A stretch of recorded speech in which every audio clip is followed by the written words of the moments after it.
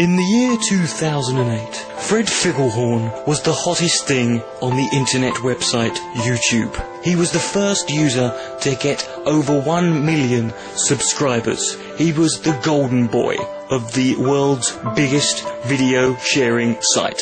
However, things were about to take a turn for the worst. As his popularity grew, so did his ego. By the end of 2009, his subscriber count had gone up to a staggering 1 billion. He began doing strange things like wearing a tweed crotchless jumpsuit. He would randomly jump up and start singing the Polish national anthem whilst masturbating. And he would insist that everyone refer to him as Mr. Papadopoulos. Eventually, he became intolerable, and after a while, everyone began trying to plot Fred's ultimate demise. However, their attempts would not be necessary, for it would be Fred himself who would become the architect of his own downfall. By the summer of 2010, Fred had reached a massive and completely unthinkable subscriber number of 8.7 billion. It was at this point that things began to turn. The global population was only 6.3 billion, and the internet using population was only 1.2 billion. This made YouTube very suspicious, and upon an investigation they discovered that Fred Figglehorn was in fact subscribed to himself via 8 billion sock accounts. He was in fact a complete fraud. So much shame was built upon Fred that he couldn't take it, and one night he suddenly disappeared, never to be seen again. Until now, Fred Figglehorn is back. The year is 2032.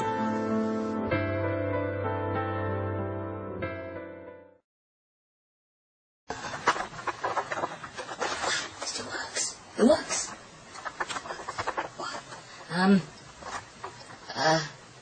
I've done this for so long.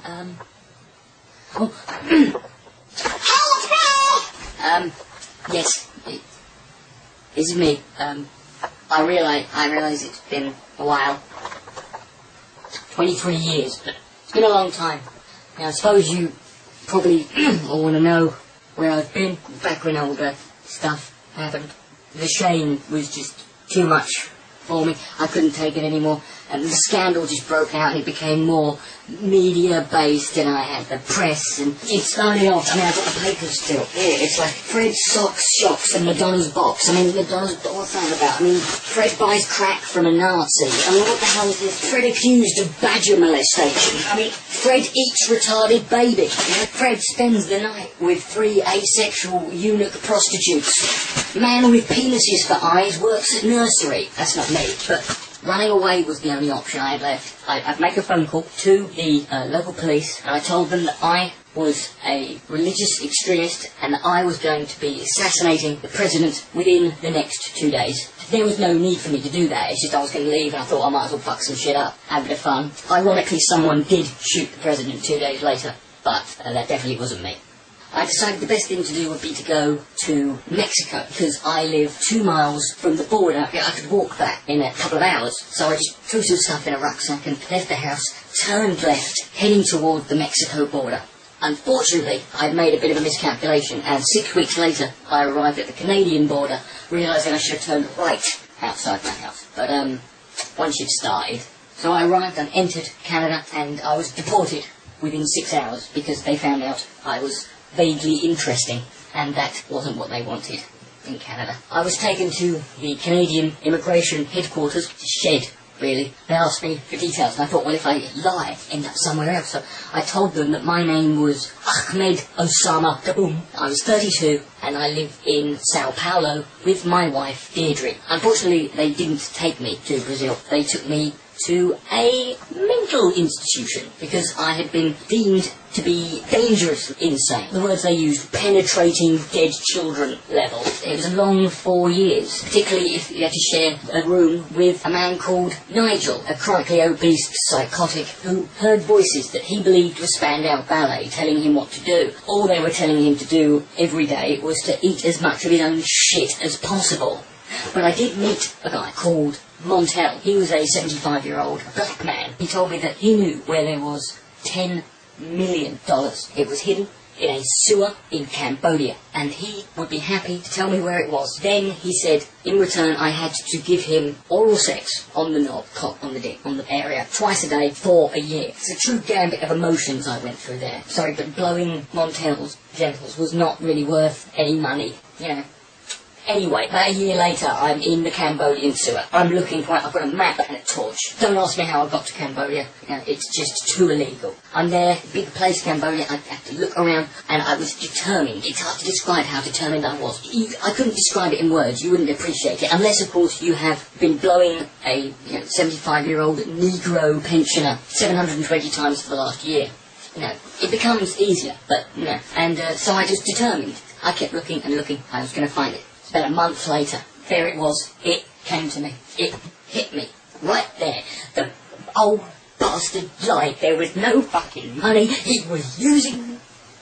And I was there, covered in mostly paedophile shit. I had no money. I had acquired a skill within the last year, and I thought I could use that.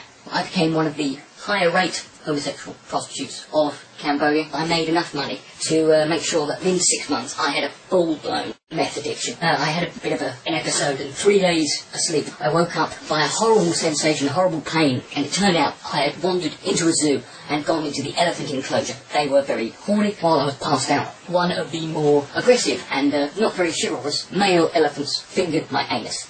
And I required, I think it was 18,412 stitches. It basically just glued me back together, and I needed to get out. And I found a man who would get me out. He said he could get me smuggled out of the country via airplane for only 300 million Vietnamese dong.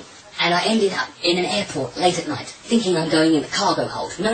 He gaffer taped me to the underside of the airplane. How the fucking pilot didn't see me, I never know. And I landed safely after 18 hours in the ocean. We crashed. I was captured by Lebanese terrorists who tied me to a radiator. Apparently it was a Terry White reunion. It was okay. It was 7 years flew by. I mean, there was one point when they did stick a Kalashnikov in my pee hole, and they shot me 27 times, and it burst all my stitches. So I came back. I was watching my videos, my old videos from a little brother.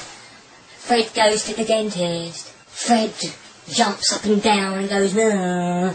They're shit. They're fucking shit. No wonder I had to fucking suck a cow myself. What did I do? Fred fucks the milkman. Fred gets molested by his uncle. Fred sets fire to a fucking nursing home. Google, YouTube wouldn't let me. Well, you can't stop me now, can you? Oh no, it's no more of this. Cutesy ADHD. No, this is angry, pissed off, worn out, male prostitute, meth addicted, ripped anus, bestiality enthusiast, Fred Figglehorn.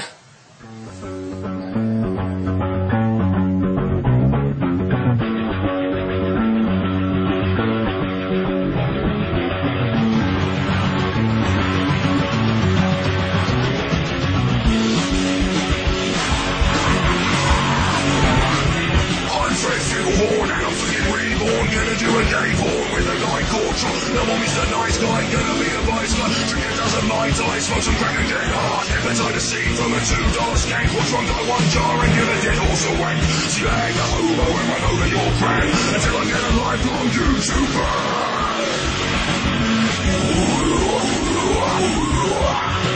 Oh yes, who am I?